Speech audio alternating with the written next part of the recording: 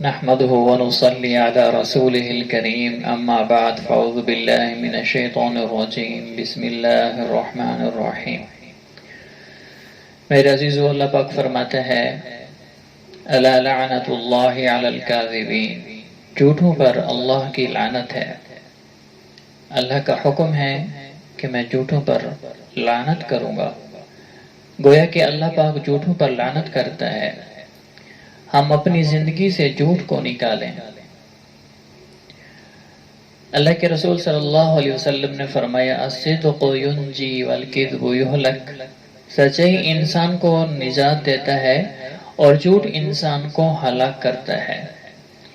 کہ ہم چھوٹی چھوٹی باتوں پر جھوٹ بولتے ہیں، بڑی باتوں پر بھی جھوٹ نہیں بولنا چاہیے، گویا کہ ہم چھوٹی چھوٹی باتوں پر بھی جھوٹ بولنا شروع کر دیتے ہیں۔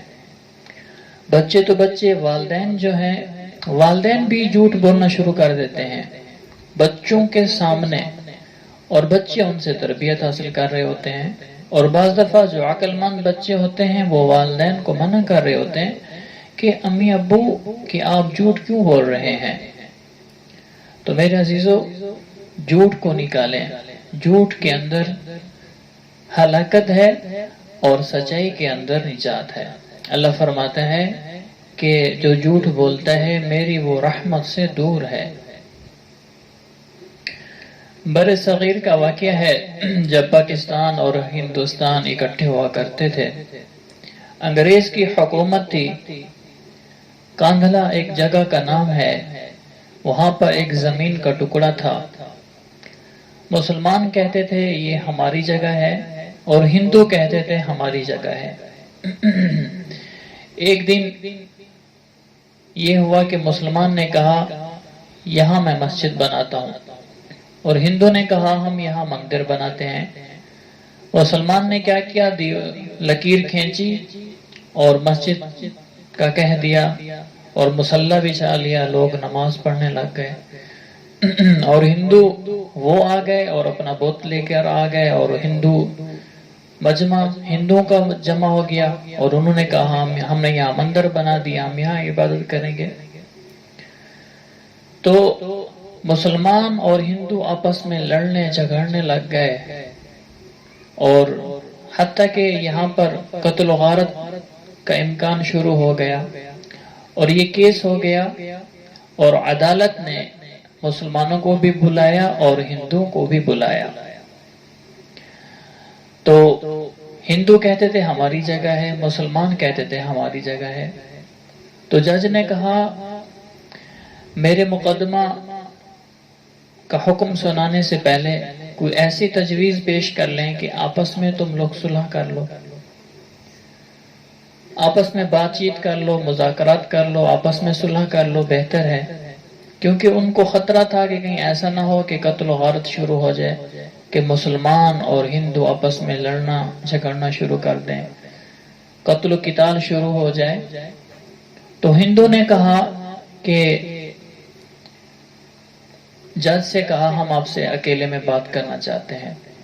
جج کو جا کر ملے اور کہا کہ مسلمانوں کا ایک عالم ہے، ہم اس کا کہیں گے، اگر وہ کہے گا یہ زمین کا ٹکڑا مسلمانوں کا ہے تو ہم ان کو دے دیں گے، اگر وہ یہ فیصلہ کر دے گا کہ یہ ہندوؤں کا ہے تو آپ کو ہمیں دینی پڑے گی۔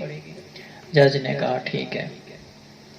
جج نے عدالت کے اندر سارے لوگوں کو فیصلہ سنایا، تو مسلمانوں نے جب مسلمان عالم کا سنا تو وہ خوش ہو گئے کہ یہ عالم دین ہے، مسلمان ہے، یہ تو ہمارا ہی فیصلہ کرے گا۔ وہ خوش ہو گئے، انہوں نے کہا ہمیں یہ شرط قبول ہے۔ جج نے پیشی دی کہ اگلی پیشی پر آ جائیں، اور مسلمان عدالت کے باہر نکلے اور جھومتے خوشیاں مناتے کہ بھئی عالم دین آئے گا اور وہ تو مسلمانوں کے حق میں فیصلہ دے گا، اور یہاں پر مسجد بنے گی، مندر نہیں بنے گا۔ ان کی خوشیاں مناتے ہوئے جب ہندو نے ان کو دیکھا تو وہ تھوڑا سا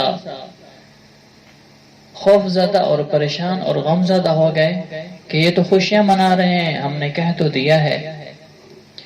تو جب پیشی پر آئے اور انہوں نے کہا جج کو کہ مولانا الہی بخش رحمہ اللہ تعالی جو مولانا شاہ عبد العزیز رحمہ اللہ تعالی عنہ کے شاگرد تھے،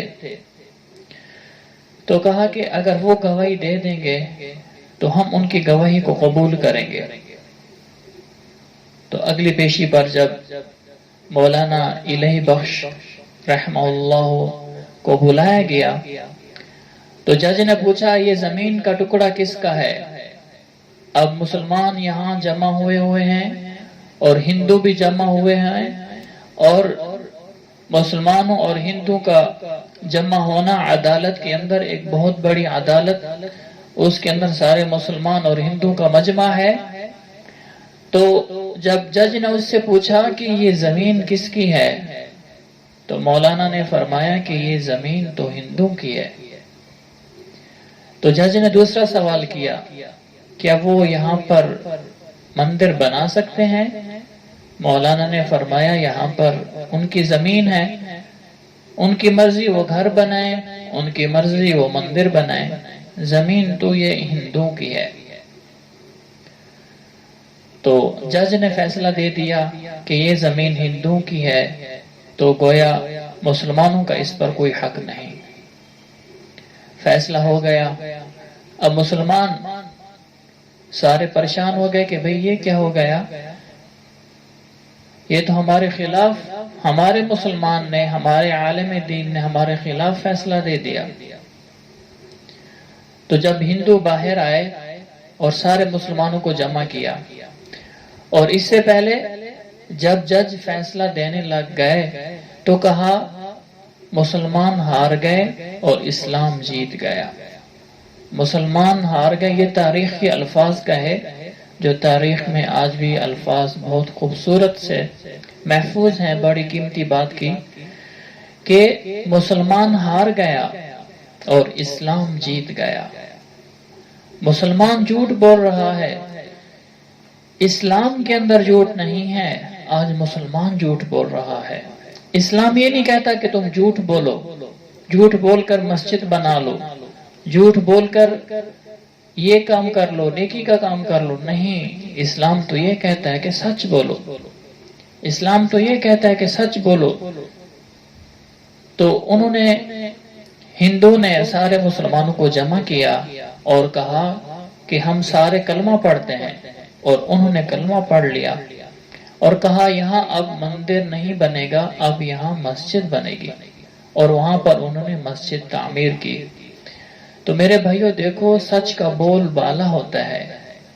ایک سچ نے ان تمام ہندوؤں کو کلمہ پڑھنے کی توفیق عطا کی کہ انہوں نے، مولانا نے اپنے ایمان کو نہیں بیچا، سچ بولا۔